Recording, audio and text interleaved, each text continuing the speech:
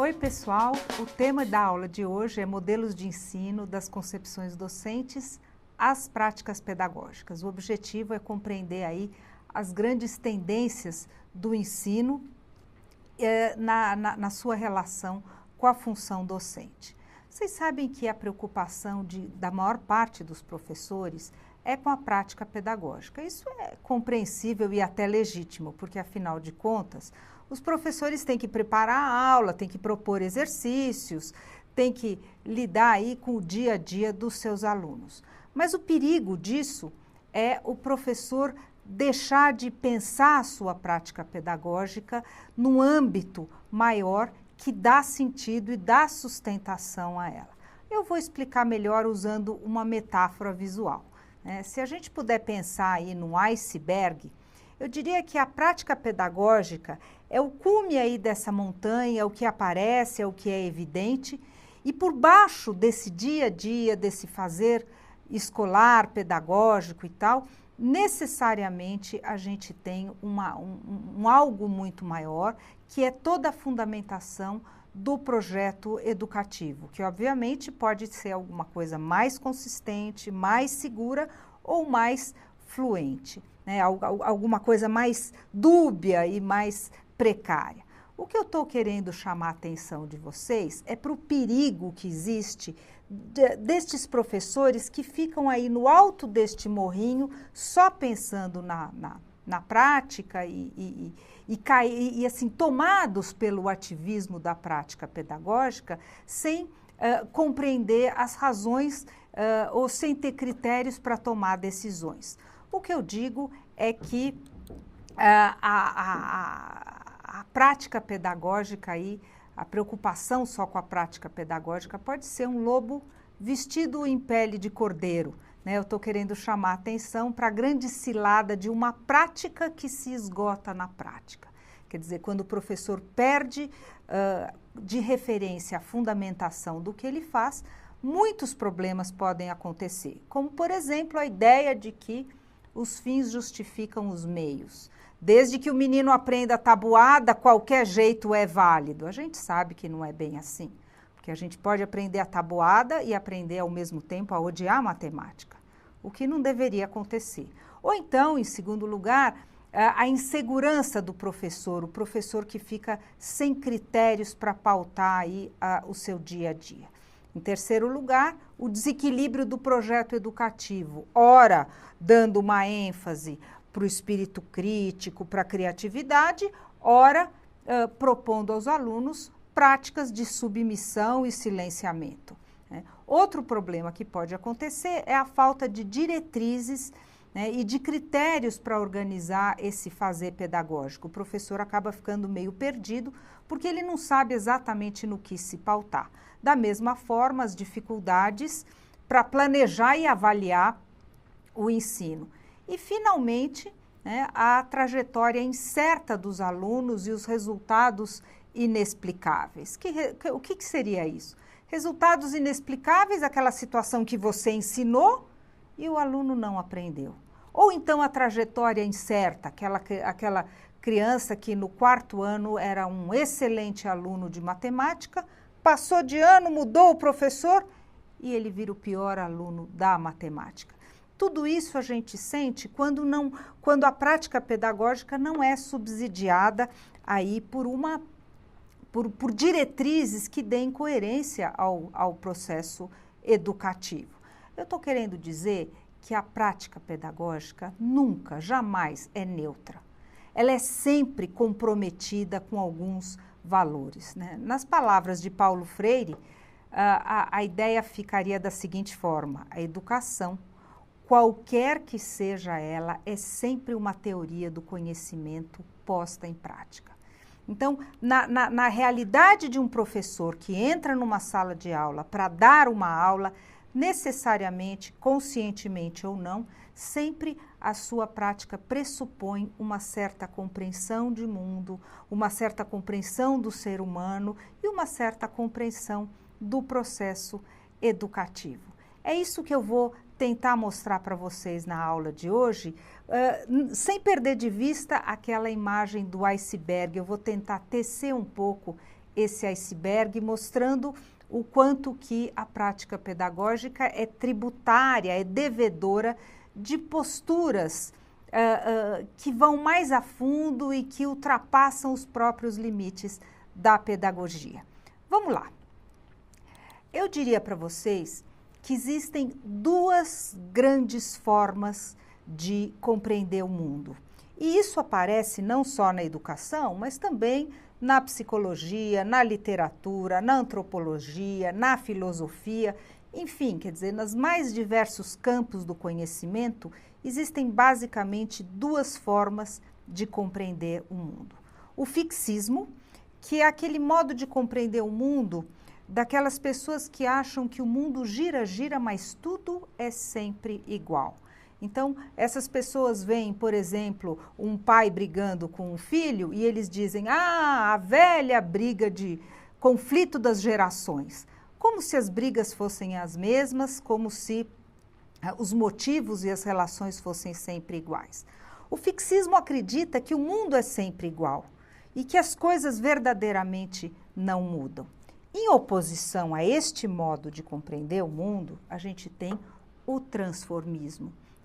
Os adeptos do transformismo, que mais uma vez aparecem na literatura, na antropologia, na filosofia, na sociologia e até na educação, os adeptos do transformismo acreditam que o mundo está sempre mudando.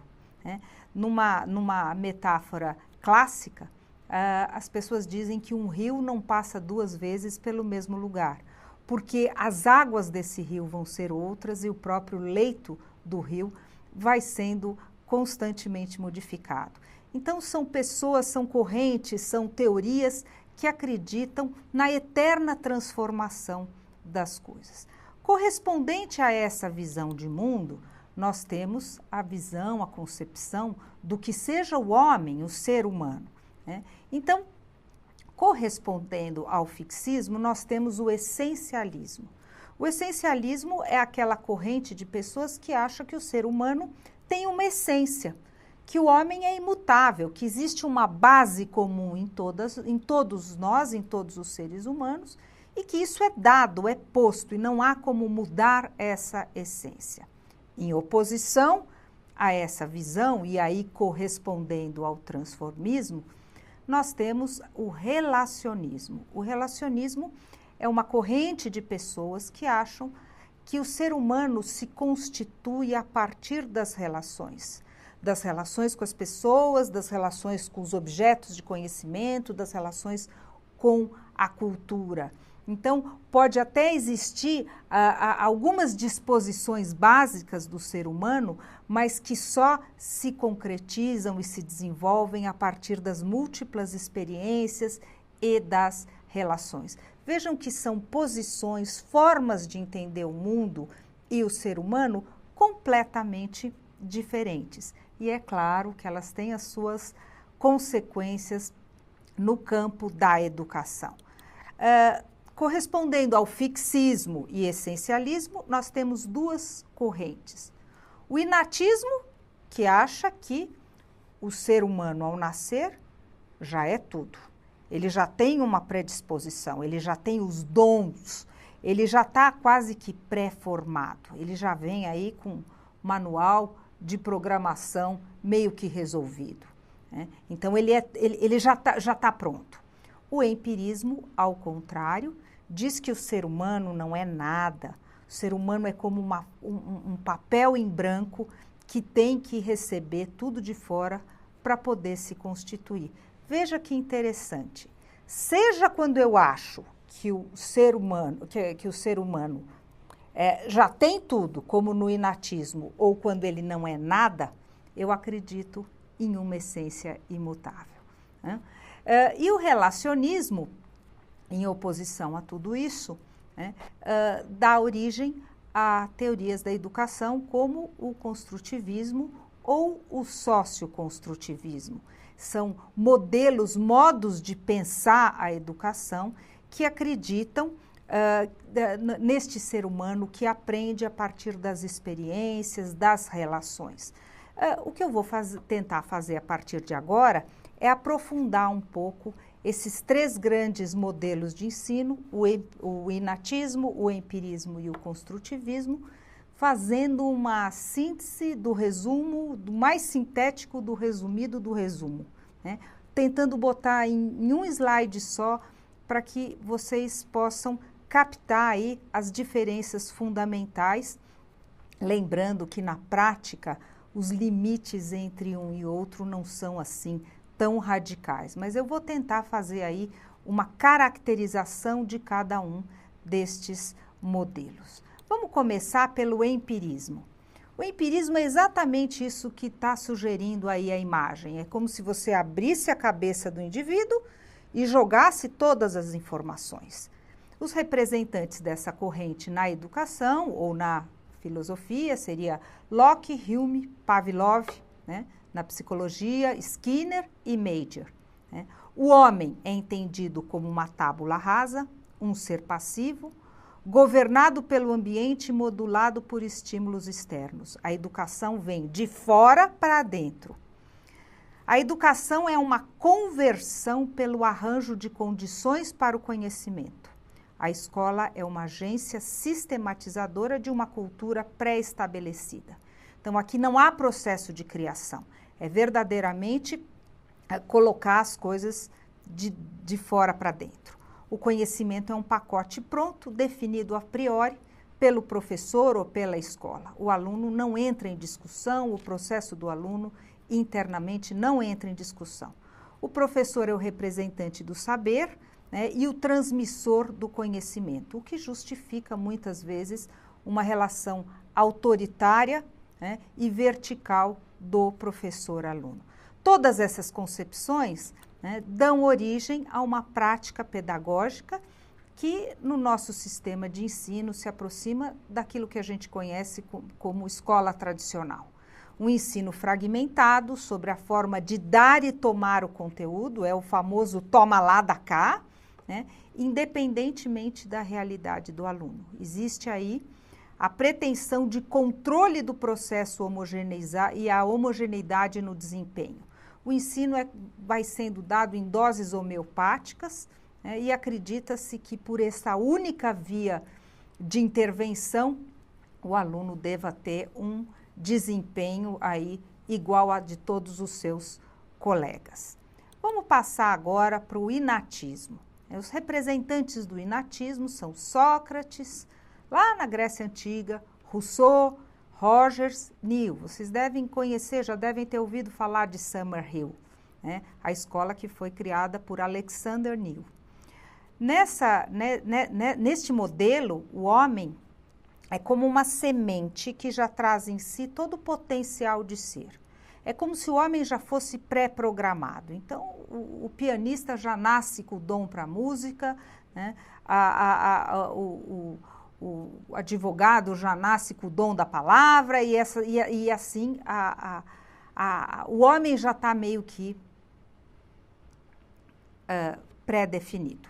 A educação é uma revelação paralela ao desenvolvimento. Na medida em que o sujeito vai se desenvolvendo, ele vai se revelando, ele vai se mostrando o seu potencial, né, de acordo com a sua natureza. O conhecimento está sempre vinculado ao dom e o professor é um facilitador da aprendizagem.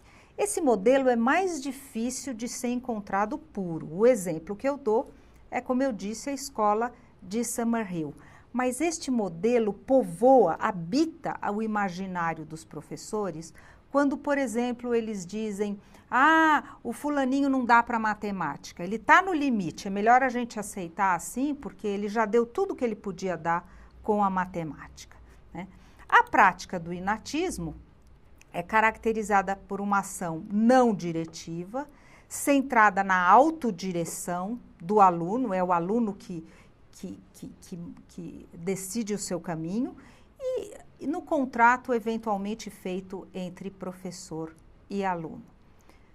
Finalmente, o construtivismo, e aí nós temos vários representantes, o Piaget, o Vallon, o Vygotsky, a Emília Ferreiro, né, e que acredita no ser humano, no homem, como um ser inteligente, ativo no processo de aprendizagem.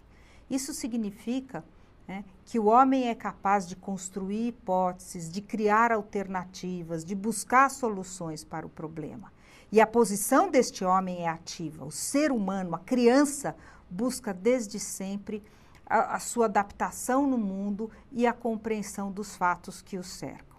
A educação é um conjunto de intervenções significativas que possam incidir sobre o processo de desenvolvimento e aprendizagem, pelo enfrentamento de situações problema e pela interação com o sujeito cognoscente. Então, quando a criança entra em situações problema, em situações de conflito, e se relacionando com os outros e discutindo e buscando soluções, é que realmente o processo educativo vai acontecer. O conhecimento é uma construção progressiva, e aí a ideia desse muro, né, que vai sendo construído e que permite o homem ir superando os seus limites, é uma construção progressiva, processada pela elaboração mental, a partir de experiências sociais com o objeto do conhecimento e mediadas pela interação entre as pessoas. Então, vamos traduzir isso um pouco. Quanto mais este aluno convive, por exemplo, com a situação da língua escrita, né, mais ele se envolve, mais ele tem chance de pensar sobre esse objeto de conhecimento, e aí ele começa a tentar compreender o sistema o funcionamento do sistema da escrita, né? E assim para a matemática e assim para tantos outros campos do conhecimento. O professor tem que buscar a sintonia entre os processos de ensino e aprendizagem. Esse é o grande desafio do professor construtivista. Ele quer buscar essa coerência, essa sintonia entre o que ele faz, entre o que ele propõe e o processo cognitivo do aluno. Organizar o ensino em função do sujeito aprendiz. Atuar como problematizador e desestabilizador em situações conflitivas, que nada mais é do que ficar cutucando o indivíduo para que ele pense sobre aquele assunto, para que ele problematize, para que ele crie as suas hipóteses. E valer-se dos erros como oportunidades pedagógicas. Então, o erro, que é um pecado em outros modelos de ensino, vai ser aqui valorizado como um caminho para o acerto, como uma possibilidade de compreender a lógica do aluno. Tudo isso, todas essas concepções, dão origem a uma prática pedagógica que não pode ser pensada a priori, mas que tem que ser pensada em função do aluno, em função de um grupo classe. E que funciona mais ou menos pela ampliação das possibilidades de mediação e de conhecimento. O professor é aquele que vai dando chance, vai criando oportunidades, respeitando o tempo de aprendizagem. Cada criança tem o seu tempo, né? Cada grupo pode ter a sua especificidade. A diversidade dos conhecimentos e a heterogeneidade cultural. Aproximação entre a escola e a vida, por meio de projetos, de resolução de problemas e de práticas de pesquisa. Então, aqui a ordem não é trazer conhecimento ou passar conhecimento. A ordem aqui é criar condições para que o aluno possa pensar sobre esses temas, possa pesquisar e possa se constituir como senhor da sua própria aprendizagem. O importante da aula de hoje, mais do que situar os modelos, né, é pensar que o construtivismo, por exemplo, que muitas pessoas falam, isso é modismo, isso agora é moda, todo mundo é socioconstrutivista ou construtivista. Eu acho que é claro, pode ser um modismo quando os princípios são assimilados parcialmente ou superficialmente, mas pode também ser uma convicção política, uma convicção pedagógica de quem se pauta, né, numa determinada forma de compreender o mundo, de compreender o homem e de compreender o papel do educador. É importante que a gente tenha uma clareza, né, dessas várias possibilidades do ensino, embora, como eu disse, eles não sejam tão aí estanques, eles na prática é muito difícil a fronteira entre um e outro, mas é importante a gente ter clareza do que isso significa, não só para organizar as práticas de ensino, mas também para repensar a relação professor-aluno, que vai ser objeto da próxima aula com o professor Gabriel Perici. É isso, muito obrigada.